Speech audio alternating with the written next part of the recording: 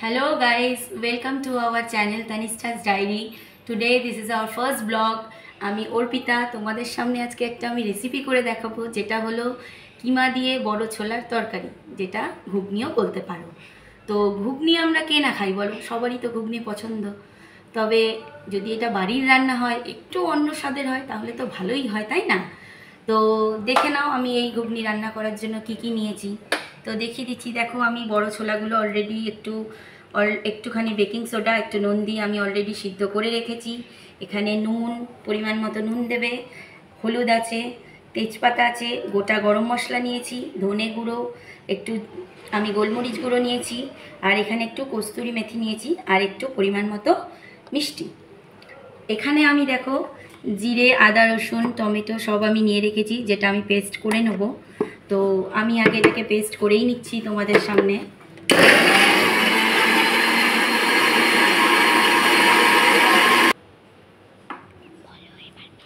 তো আমার এটা পেস্ট হয়ে গেছে, দেখো এটা পেস্ট করে নিলে তরকারির রঙটা এটা খুবই সুন্দর হয়। তো আমি এখন রান্না করার জন্য গ্যাসটা জ্বালিয়ে নিচ্ছি। এদিকে আমি দেখো পেঁয়াজ কুচো, কিমা, আলু ছোট ছোট করে কেটে রেখে দিয়েছি।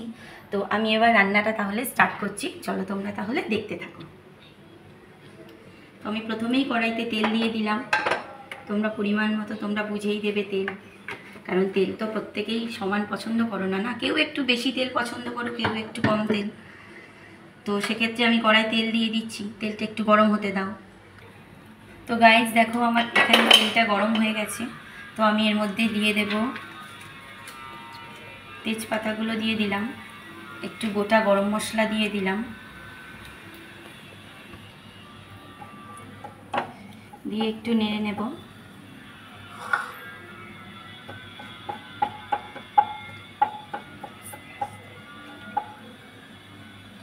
নিয়ে এবার আমি পেঁয়াজগুলো দিয়ে দেব ভাজার জন্য।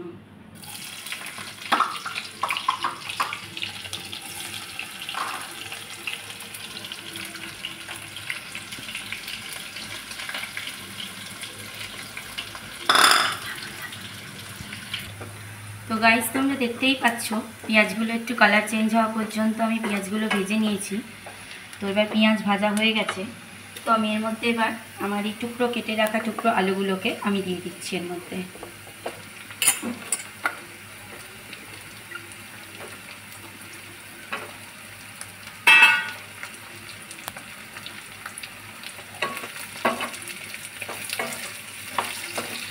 তো আলুগুলো দিয়ে আমি একটু নেড়ে নেব এবং একটু পরিমাণ মতো লবণ আমি দিয়ে দেব।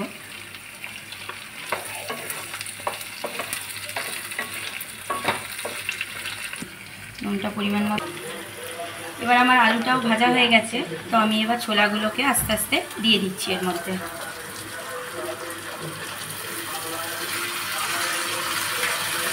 আর তার সঙ্গে আমি কিমাগুলোও দিয়ে দিলাম।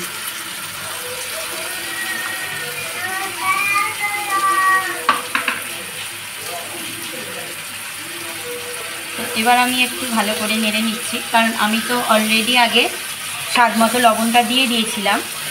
তো সেক্ষেত্রে আমি এবার একটু নেড়ে নিচ্ছি।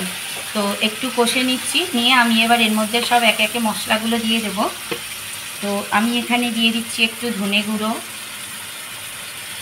একটু গোলমরিচ গুঁড়ো দিয়ে দিলাম, একটু স্বাদ মতো মিষ্টি দিয়ে দিচ্ছি, হলুদ গুঁড়ো দিয়ে দিলাম আমি। দিয়ে এবার আমি একটু নেড়ে ছেড়ে আমি মশলাটা দিয়ে ভালো করে কষিয়ে নেব।